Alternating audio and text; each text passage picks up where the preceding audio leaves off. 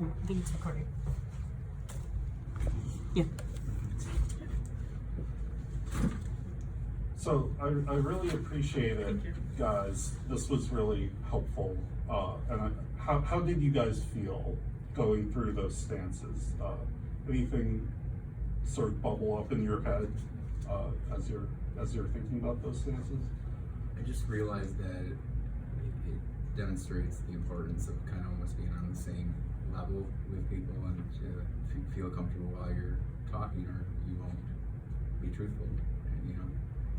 So being on the same level. Right. In fact, Satir actually uses that word leveler to think about being congruent with someone and to being authentic to someone. So I think that's a really great connection that you just made that you didn't maybe even realize. Oh, yeah. Yeah, so Yeah. that's really important. How about for you, Cindy? So definitely, if we're not true with ourselves and communicating, then just our communication is not going to come across. So we need to be congruent with our communication stances and stuff like that, because if not, then if two people are talking to each other but they're not communicating, then it's not going to come across. Yeah, exactly. Any sort of injuries that, or not injuries might sound more severe, but anything like she talks about lower back pain with these postures, did anything feel kind of twitchy or weird? The wood placator was hard to stay steady, you know. And I could, and my knees, just in that short amount of time, my knees were starting to hurt, you know. So holding that for a while, you know. Yeah, and imagine feeling that for years. Right. People, I mean, over the course of a lifetime, people can placate, and people can, those symptoms can sort of replicate just while people are talking. Right. So something to think about. So let's kind of verbalize these stances, since we kind of did a lot of non-verbal work in the first part. So let's think about a stance that we know, and then we're gonna come up with a situation. So we're gonna come up with, we're gonna talk about where we wanna go for lunch later. And we're gonna come up with a decision, or we'll just try to discuss it for a minute or two. And each of us will think about one of those postures, and we'll try to verbally inhabit that posture. Do you guys have one in mind? Mm-hmm. Okay. So we'll talk about lunch, where we want to go.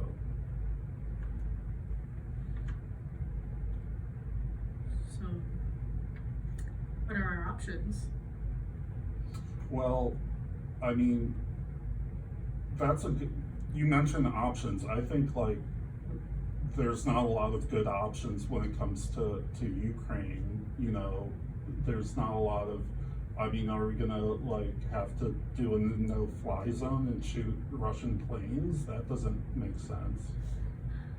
Okay, so something, how about like Chipotle or Panera Bread? Should we look up the Yelp reviews for them? I'm totally on board with whatever you guys want to do. It doesn't matter to me. Whatever makes you happy. Well, that reminds me of an old joke, actually, about the midget that got kicked out of the nudist colony. Have you ever heard of that I one? have not. I think we should at least look at their like prices and see what we can come up with. I don't know, we could definitely go on either app and then see which price is better, or which one actually does delivery. I think it's a great idea, as long as you think that's a great idea. No. Okay, so I think you got a pretty good taste of what those stances are like. And I don't know about how you guys felt, and I'll ask you guys, but it was hard for me to like listen to really what you were saying when I was talking, because I was constantly just in my own world trying to think. And I think that's sort of the point of these stances, is we're also not listening very well to the other person when we're inhabiting these stances. So sort of any impressions doing that exercise? Yeah, the same. Well, nothing mattered. You know, like I wasn't even thinking about what I really wanted. I just want, you know, as long as everything's going over smoothly and everybody's happy, I'm not even thinking what I would really want to do. Unless I wasn't even a thought. It was just appeasing you guys. Oh, I see. Yeah, and that's, I mean, even like every little thing going through life is just about following what other people think, and for that not to be an option, that has to be tough. So, because I couldn't make a decision, I felt frustrated that someone around me couldn't make a decision either. Oh, okay, so you felt frustrated because you were trying to get something out of either, because I was being irrelevant and just going off out on left field. And then he was on the opposite end, just like whatever works. And then I felt indecisive as well, because it was just like, okay, I'm getting these two options, but like no one's really listening to these two options or like making a decision. So it felt very frustrating. Oh, yeah. Especially since you're super reasonable and you're trying to be objective. It's hard to be objective when, you know, you're working with someone who is just on a completely different subject and trying to think about going through all those options in a very logical way. Very tricky. Yeah, I even sighed when you said something even completely different, and I was like, like, it was frustrating. Could we just go eat? Yeah. Very frustrating. So I want to transition a little bit to talk about the change model that Satir developed. So there's 3 steps to this change model, and I discussed this a little bit in my presentation. The first phase of the change model is the making contact, where you're trying to establish rapport with the client who's trying to make change. And you have to be aware of past experiences, maybe past trauma that this person might have, and you're still trying to achieve a warm relationship with that person, and you're also trying to look at what resources and skills that person has right now. So that's the first phase. The second phase is the chaos phase. This is where you're pushing a little bit, you're stretching a little bit, trying to see what other options are available for the client that maybe the client hasn't really considered. And people might question their whole life purpose. They might question their role in life that they didn't really think about before. And you're trying to use the engagement skills and that relationship that you developed in the first phase to create that change. And the final stage is the integration phase, and that's where people feel comfortable with the new skills that they've achieved and are able to put them into practice in their everyday life. And they continue to show maybe some questions about their life purpose, but you're trying to give them hope through this change process, and they feel like they can achieve this new status quo and live sort of a healthier, more productive life. So I was wondering, Cindy, you brought up a point about Skinner, actually, about how Skinner has a similar process to change and behavior, and I found that really interesting. So I was wondering if you could talk a little bit about that change process. So Skinner coined a term called extinction burst. So basically, what happens is we record baseline, and then once the treatment gets introduced, the behavior tends to get worse before it gets better. So when we see that the behavior is actually getting worse because treatment has been implemented, then we're like, oh, we're reaching extinction burst, and then eventually you're going to see the decline of that change, and then eventually they'll be able to either replace that behavior or essentially replace the behavior. So we call it extinction burst. That's a really interesting part because, you know, in terms of rigidity, in terms of style, Skinner is on the completely opposite spectrum of Satir, but they both kind of observe the same kind of issue where people feel very uncomfortable and might struggle first. And I'm wondering how you feel as someone who's taking someone through a change process. When you see that, what kinds of ways do you use to encourage clients to keep on going? I'm wondering. So Skinner was very much into reinforcement and the schedule of reinforcement. So as long as you can match a schedule of reinforcement and reinforcing the behavior that you want to see, then you're gonna eventually see that they're going to continue on. Because what they notice is that people respond a lot better to reinforcement. So finding the really strong reinforcer, whatever that they're willing to work for, and then just keep utilizing that until, even if they get bored of that, then find a different reinforcer. But eventually just keep reinforcing that behavior that you want to see and not punish the maladaptive behavior. That's a really good point about sort of trying to use what Skinner would call reinforcement, and Satir would say you're trying to add new skills. And Dan, I'm wondering if you see a client starting to dip a little bit, what kinds of things do you try to say in your role as a recovery coach, walking through someone's process of maybe relapse even? How do you try to talk a little bit about the relapse process with clients a little bit? I explained that it can be part of the process, that it's very common to relapse, and to continue focusing on the direction that they're heading before the relapse. Try not to focus on, one incident and be focused on, the bigger picture, and celebrate the fact that they, all that they have accomplished thus far, even though they maybe have, one, negative thing happen, remind them of all the positive things and keep reinforcing all that they've accomplished and all that they're, reinforce what their goal is and just remind them of that. Yeah. It seems like we use the word reinforcement. Satir would use the phrase self-esteem and self-worth. And I'm wondering how important self-worth, self-esteem is with working with your clients. I mean, how much is self-esteem a part of the work that you do in building people's self-esteem up? Do you feel like? Yeah, I think that it's everything. Definitely.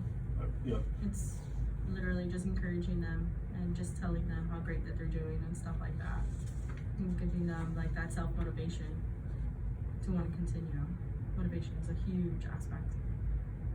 Yeah, I can definitely say that. With addiction, it's easy to get down on yourself and to, to feel bad about your actions or decisions. And, it's easy to think little of yourself. So just like Cindy said, continue to talk them up, remind them of their qualities and their accomplishments, and keep moving. Yeah, those are really important principles. Another belief that Satir had is that familiarity is more powerful than comfort. Meaning people would rather be doing things that are uncomfortable or that they no longer even believe in doing, rather than changing into something that is unknown to them. And I'm wondering how true that is to your work. Maybe we could start with you first. Do you feel like the fear of the unknown is something that you have to encounter a lot with working with clients? Oh yeah, definitely. A lot of the clients that I work with actually have social anxiety. So the fact that them going to meet new people, going to a new space, or anything that's new is a very scary thought for them. So they much rather just stay within their own little bubble with what's familiar, because they know it. So rather than stepping outside of that box and trying to like explore something new, they much rather stay in this, I guess essentially in this well of like what they know about, rather than trying to climb out and seeing this big beautiful world. Mm. How about for you? I think that a lot of people, after using substances for prolonged periods, they find they're not using for the same reason that they initially used, and they actually don't enjoy it, and they're just using it for a mechanism to survive, and will continue to do so, even though they know that they're gonna, for instance, like, you know, somebody who uses meth, if they've experienced psychosis in the past and they know that that's a trigger when they use meth, but they will still continue to do that even though they know the outcome. Or if somebody's using IV that has, you know, sores all over their arms, or, you know, infections, and they realize that they are causing this, and, you know, and potentially should stop, but they don't, just because it's what they know. It's just, you know, on a comfort level, and it also translates into just going to, you know, seek treatment. Mm-hmm. You know, like that's a really scary thing, and to, you know, stay in your comfort zone, and even though you know that you're not happy in life, but it's easy to do, and to have to step out and to get the treatment and to take that. And to look at things that maybe you didn't want to look at. You face things that you've been avoiding, Mm-hmm. and, you know, and that might be part of the reason that you were using substances in the first place. Lots to think about. And finally, I was wondering if we could talk a little bit about how Satir mentioned a lot that she during her change process, she only adds new skills, or she believes in showing people new sides of things, but she doesn't want to take away skills, because maybe someday the maladaptive skill, the bad skill that we don't like, might come in handy someday, and you might need to do something that you didn't want to do, or you might want to tell someone off for the final time. And so she said, I don't take away, I only add. And I was just wondering how that mindset fits into your work. Cindy, maybe you could start. So with me, it's developing new skills in the get-go. So basically, if they don't have a structured routine, or if their house is a mess or something like that, I come in and then I just try to like break it down for them. Like, let's say something for cleaning, just break it down for them day by day, do a little bit at a time, and then we also work on like social interactions and such. So for my job, necessarily, I'm introducing new skills. It's not necessarily I'm trying to take away their skills. Mm-hmm. It's we want to implement new skills, and we want them to be able to use these skills to be able to move forward with their lives. Those are all really important things, and it's also about getting people to like stand on their own 2 feet and having independent, right? Mm-hmm. Yeah. Becoming more independent. And Dan, I know when we were doing the run through, you had some questions about this, and so I was wondering, when it comes to substance use, how maybe you could express this approach differently. Sorry, I was screaming out. Yeah. With addiction,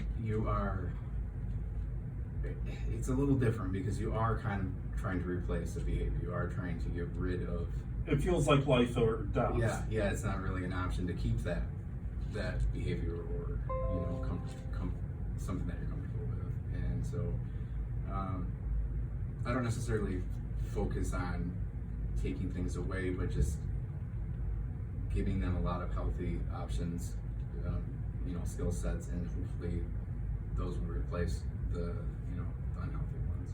And I really like, we've done tobacco cessation work together, and I really love the little toolkits and things, the wellness boxes. I was wondering if you could talk a little bit about those. Yes, Wellness Toolbox is it's a box, or whatever you want to do, and you keep personal items that are meaningful to you, or can remind you of the positive things about you, the positive things that you have going in your life.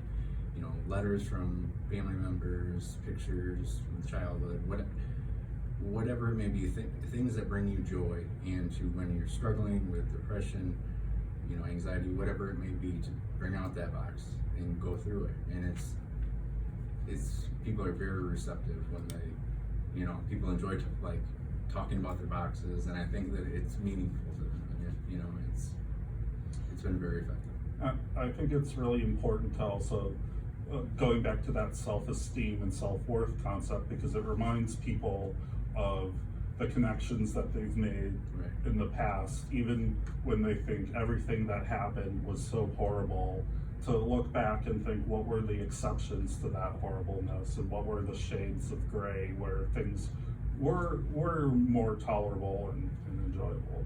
Right. Right. So I was wondering if you guys had any final thoughts or impressions or experiences through this. Did you guys have fun through this? Absolutely. Yeah, Okay. it was funny. Yeah, it's interesting, and then, you know, you don't think about things like, you know, posture and stuff like that, or I don't, as much Yeah. as I probably should. Yeah, bringing that awareness to how someone feels and acts on the outside to how they feel on the inside. That's something that I also need to bring more awareness to. It gives you more to think about, Definitely. you know, and when you think that you're covering it, you're paying attention, Yeah. you might not be, you know, to read in between. It's definitely what people call the resting beat face. Yeah. And we're so bad at that in West Michigan about Mhm. saying how we really feel or confronting people. You know, my mom calls it West Michigan nice, where I could step on your foot and you wouldn't say a word, but then when I get up and leave, you turn to Cindy and say, that you do. You just stood on my foot. Yeah. So I think that's something to think about. So, you know. It's definitely what I call for y'all, because I'm not from here, it's Mhm. politeness. Y'all are polite, Yes. not necessarily nice. That's a good distinction. I like that Mhm. distinction. Definitely. I come from a very big, loud city where people will tell you to your face, but also very catty, to be fair. But yes, but I've noticed that everyone around me is very polite, but I don't necessarily know if they don't like me or not, just because they hide it very well. Yeah, and that can be a real struggle trying to read into people and trying to check. Exactly. It's Yeah. like, I'd much rather you, like, if you don't like me, okay, fine, that's fine. But for coworkers, like, at least let's just work together. Yeah. But, I mean, I don't know. It's definitely a politeness. That's Definitely. definitely what I'm gonna come with. I'm getting really awkward now. We're just gonna stop. Okay, well, on that note, thank you so much. I really appreciate the time you guys took to express your feelings. Awesome. Thanks for Thank including you. us. Thank you. Thank you. Yep. You should check, because I don't think I don't think that was recording, right? that beep was Well, that you read those things.